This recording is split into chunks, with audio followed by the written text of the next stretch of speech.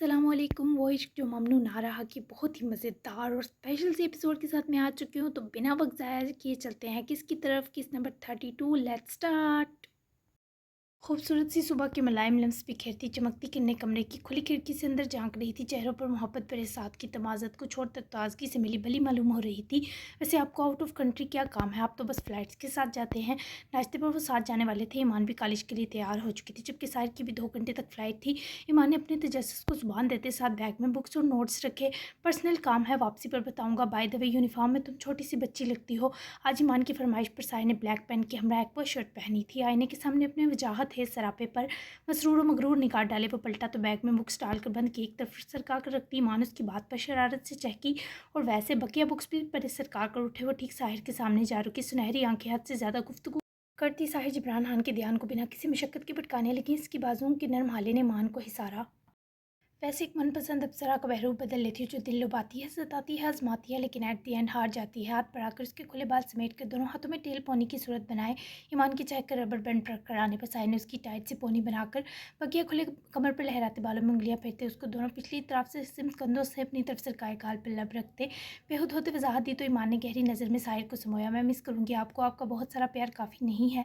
मुझे पता है ज़रूरी ना होता तो आप अपनी नई नवेली दुल्हन को हरगिज़ जोड़ करना चाहते। किसी लड़की को मत देखिएगा, भूले से नज़र पड़ गई तो लाहौल पढ़कर नज़र फेर कर गुजर जाइएगा।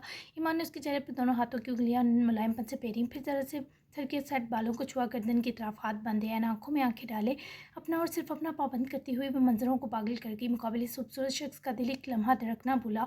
मेरी नज़र बहुत वफादार है तकवीर, ईमान तुम्हारे अलावा किसी पर उठने का सोच भी नहीं सकती।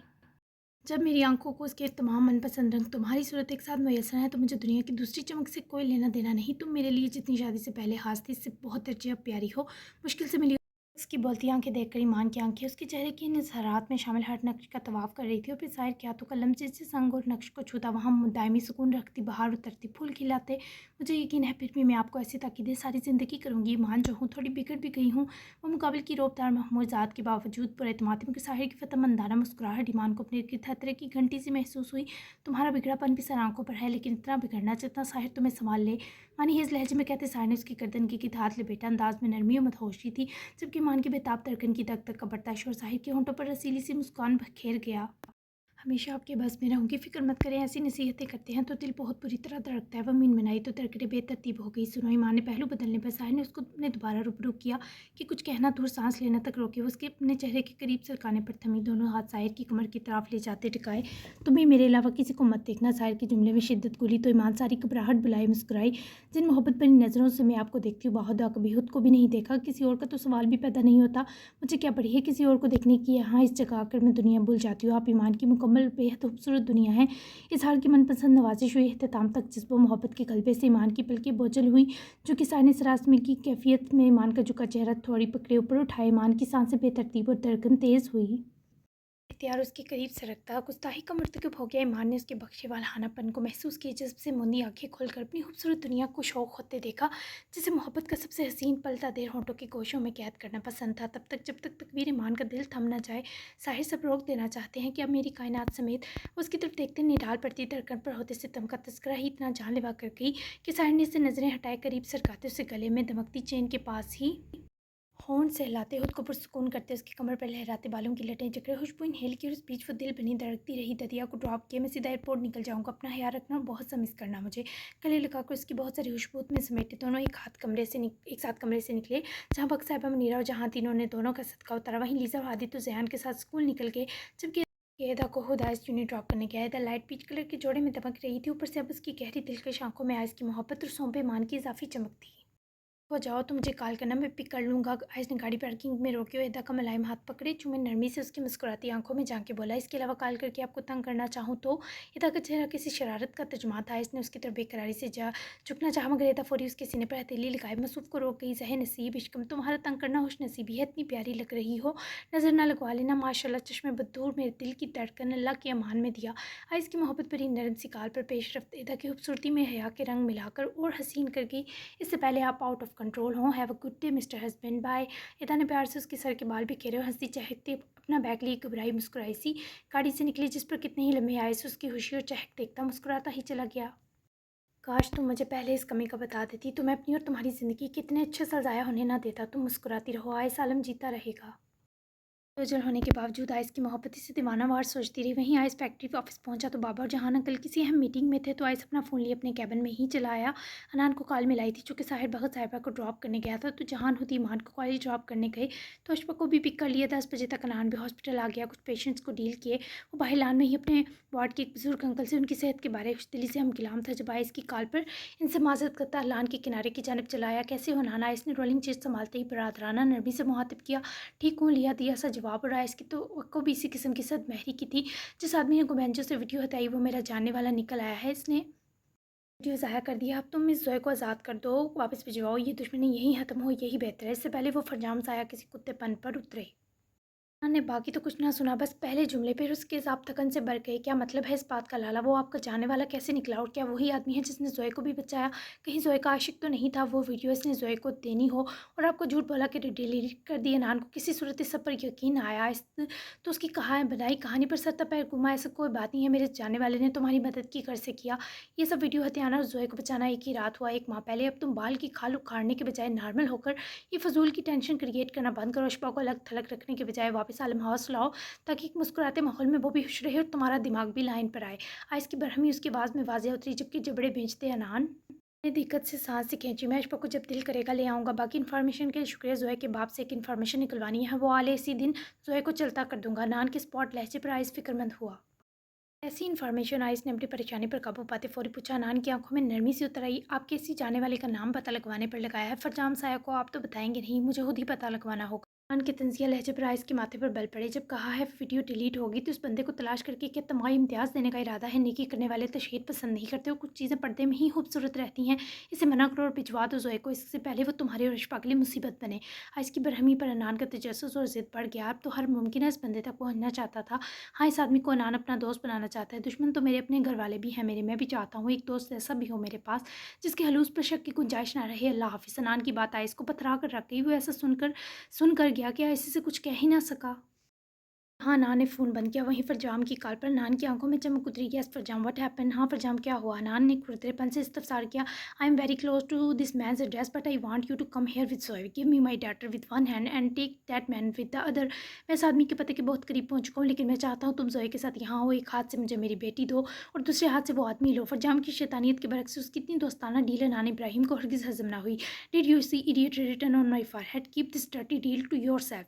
Give me the name of this man and then I will think whether to hand over Zoe to you or the Thai police. If you try to be clever in front of me again, you will not be able to see your daughter's dead face. Call me when you have this person address. क्या तुमने मेरे माथे पर बेवकूफ़ लिखा देखा था? अपनी ये गंदी डील अपने पास रखो। मुझे इस आदमी का पता दो, उसके बाद मैं सोचूंगा कि जोए को तुम्हारे हवाले करना है। ये थाईलैंड पुलिस के दोबारा मेरे सामने चालाक बनने की कोशिश की तो अपनी बेटी का मरा मुंह भी नहीं देख पाओगे। मुझे तब कॉल करना जब इस आदमी का पता तुम्हारे पास मौजूद हो। और हकारत से हल्के बल चलाते नान ने फरजाम साय की हस्ती तहस नहस की फ़ोन उसके मुंह पर बंद किया, जबकि फरजाम का हानत से सुस्त चेहरा उसके सामने खड़ा जौहन देखकर समझ चुका था कि क्या हुआ है। What happen? Is he bringing जोए?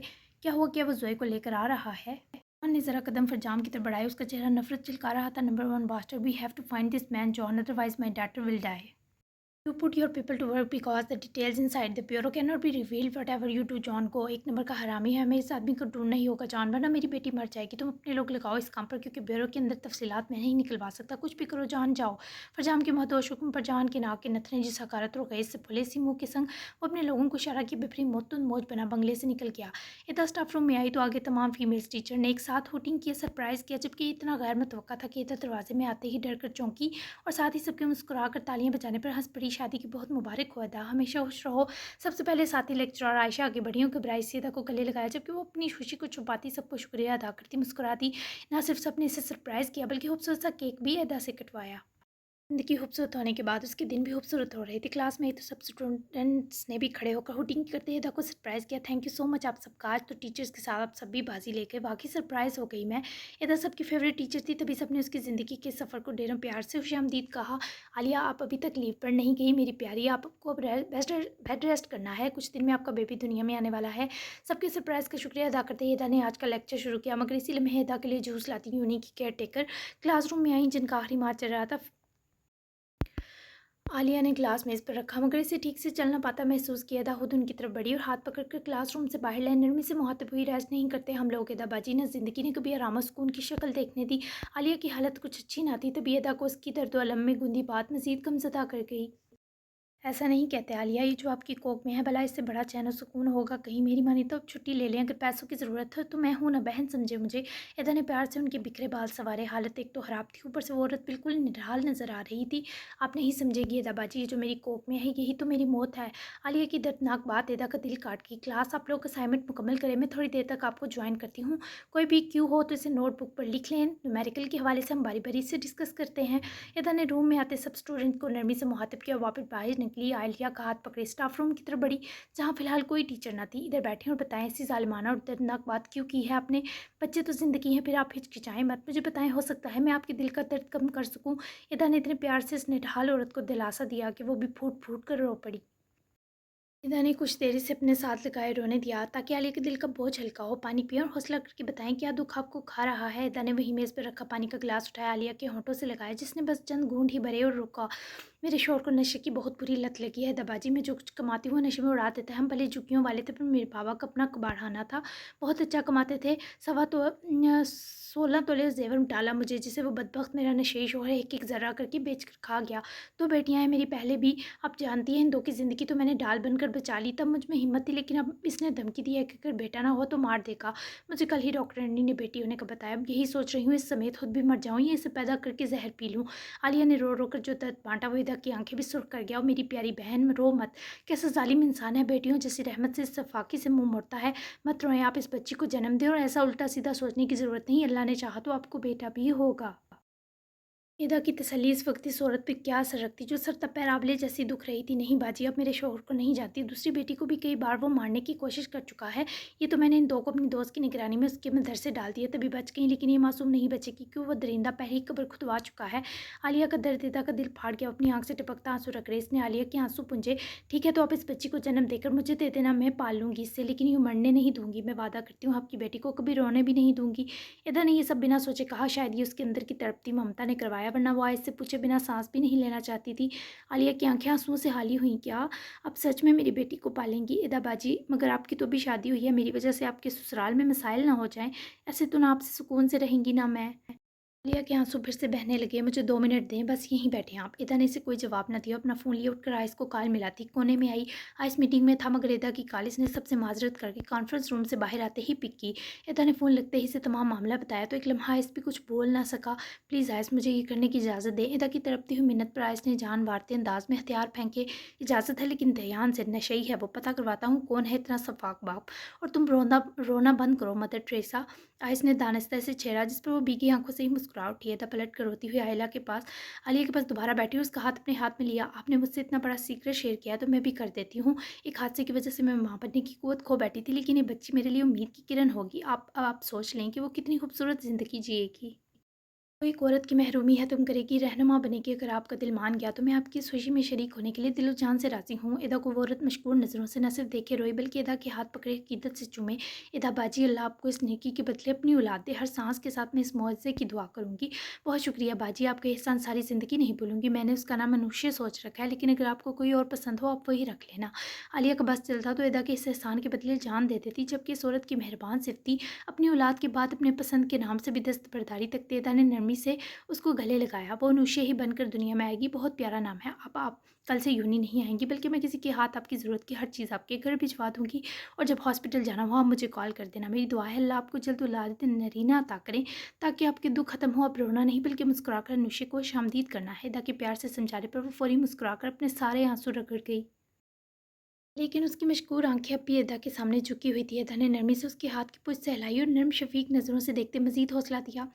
वो मुझे पसंद नहीं करते, ऐसा भी नहीं लगता, और पसंद करते हैं ये भी नहीं लगता। उफ़ ईमान, मैं पागल हो जाऊँगी। ईमान और अशफा की आज सारी क्लासेस ही बिज़ी थी, प्रैक्टिकल्स का भी इसका काम आजकल चल रहा था, और तभी दोनों को छुट्टी के वक्त ही बात करने की फ़ुर्सत मिली।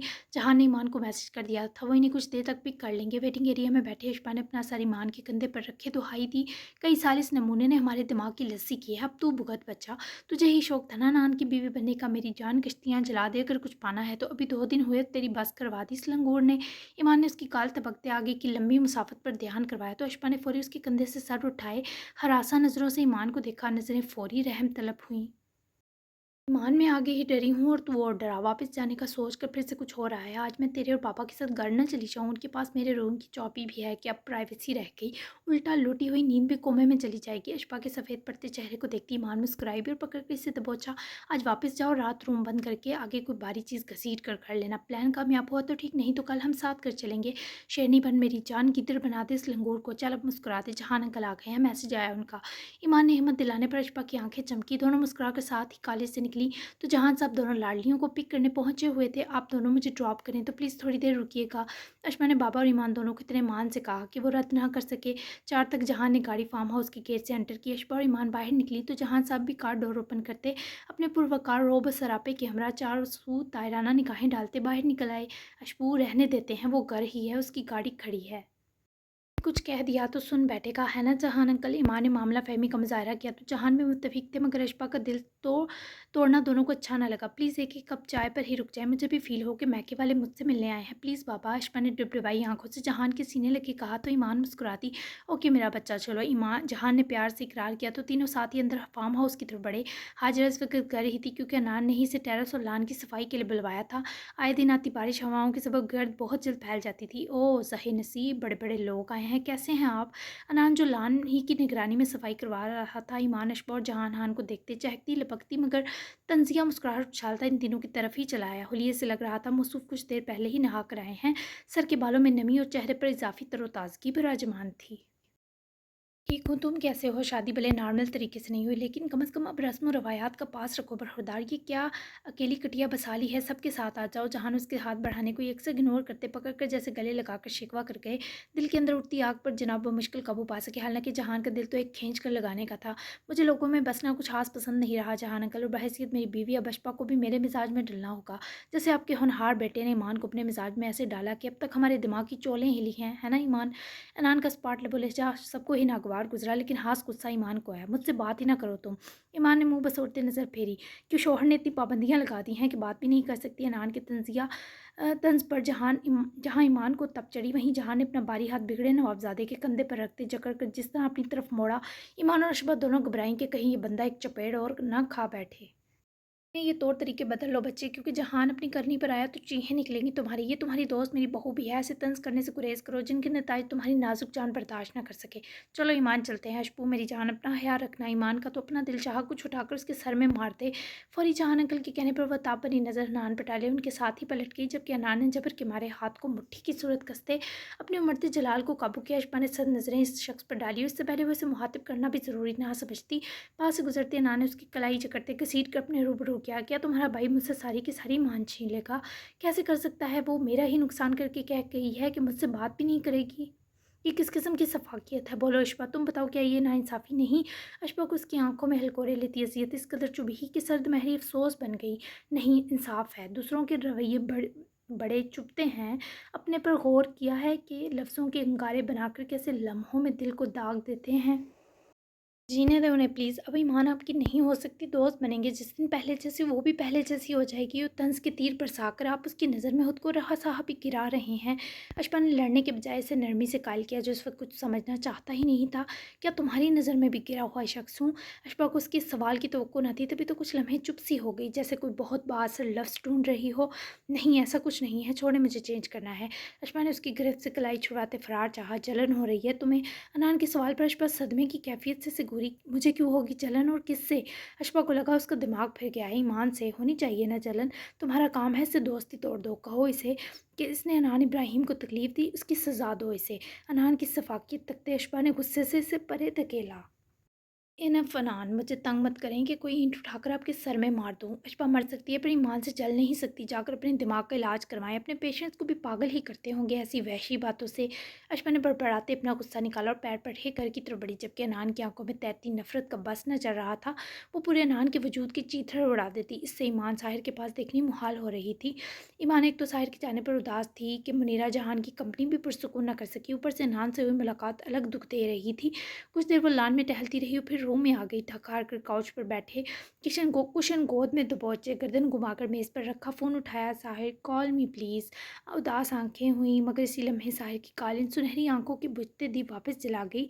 मैं पहुंच गया हूँ ईमान, अभी होटल आया हूँ, बहुत लंबी फ़्लाइट थी। तुम बताओ, ठीक हो? साहिर ने अपना ब्लेजर उतार कर मैट्रेस पर रखते खूबसूरत सी ग्लास वाल के पार पहली शाम देखते नरमी से पूछा, नहीं ठीक। अशफा को हम घर ड्रॉप करने गए तो उसके इसरार पर मैं और जहान अंकल कुछ देर रुक गए। अनान से मिलकर दिल बहुत अपसेट हो गया है। उसकी आंखों में जो जलन और आग आज मैंने देखी वो किसी को भी भस्म कर सकती है। अगर इसने सच में अशफा को तकलीफ़ दी तो मेरी खुशी को वैसे ही आग लग जाएगी। I am not well, please come back. Sahir, वो रो नहीं रही थी लेकिन बहुत परेशान थी। आवाज़ में नमी घुली जो साहिर की जान पर बनी। साहिर ने गर्दन मोड़े, मैट्रेस की तरफ कदम बढ़ाए और तकिया पर एक गहरा सांस भरे बैठा। ऐसा वो कुछ नहीं करेगा, ना मैं ऐसा होने दूंगा। इतनी छोटी सी बात पर अपसेट क्यों हो रही हो? देखो, मुझे थोड़ा सा काम है, यह मुकम्मल होते ही तुम्हारे पास आ जाऊंगा। अगर उदासी बढ़ गई है तो आलम हाउस चली जाओ। साहिर के प्यार से समझाने पर ईमान को लगा वो इसे डांट रहा है। एक तो मुझसे दूर है, ऊपर से सड़ी टोन में बोल रहे हैं, भूले मत कौन हूँ। अगर दोबारा मुझसे ऐसी बात की तो चीख चीख कर रहूँगी। ईमान ने उसके थके लहजे को काबिल मजम्मत करार देते रद्द किया, जिस पर वो तमाम तर थकावट के मुस्कुरा दिया। ईमान, ऐसा नहीं करते, you are my super women. Sahir के नरम सरगोशियाना शिकवे पर ईमान वहीं लाम लेट हुई, आंखों में खुद बहुत नमी उतरने लगी। जारी है, क्या ख्याल है न्यू थ्रिल सस्पेंस लाया जाए नावल में, और एक कपल भी? ये एक सरप्राइज़ है, जल्दी से इस पर रिस्पॉन्स दें और एक और एपी ले लें। वो क्या है कि मरवा वादे की बहुत पक्की है, तो चैनल लाजमी सब्सक्राइब करना है अपने। जो लोग बिना सब्सक्राइब किए ही किस पढ़ जाते हैं, सुन जाते हैं, नॉट फेयर। प्लीज़ सब्सक्राइब कर दिया करें, मेरा भला हो जाएगा। तो मिलते हैं जल्दी से 33 एपिसोड में, तब तक के लिए अल्लाह हाफिज़।